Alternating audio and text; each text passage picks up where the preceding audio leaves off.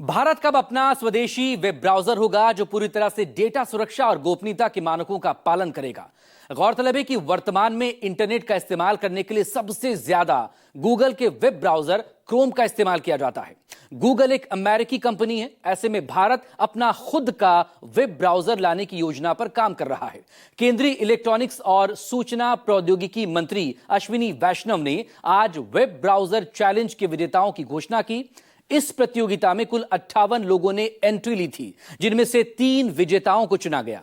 अश्विनी वैष्णव ने बताया कि भारत का आईटी सेक्टर $282 बिलियन से ज्यादा का है, लेकिन अब तक इसका मुख्य फोकस सेवाओं पर था।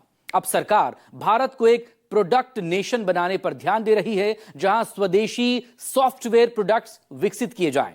वेब ब्राउजर चैलेंज के 3 विजेताओं में पहला नंबर टीम जोहो को मिला। टीम जोहो को पुरस्कार के रूप में 1 करोड़ रुपए की राशि दी गई, जबकि दूसरी पोजीशन मिली टीम पिंग को।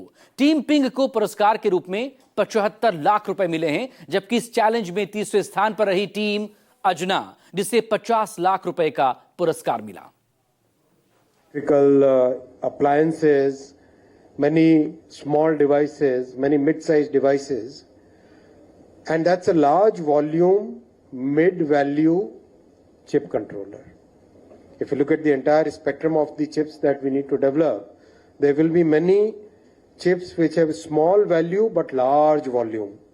There will be some which have mid value and a mid volume, and some will be having high value but very small volume, and we have to play in the entire spectrum, and that is the thought process with which we are moving.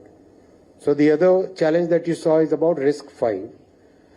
Why did we move forward more on RISC-V? We decided to move forward more on RISC-V because that's the real open source chip design platform which can be used for designing a CPU, can be used for designing a GPU, can be taken forward as a sustainable product coming out of our country.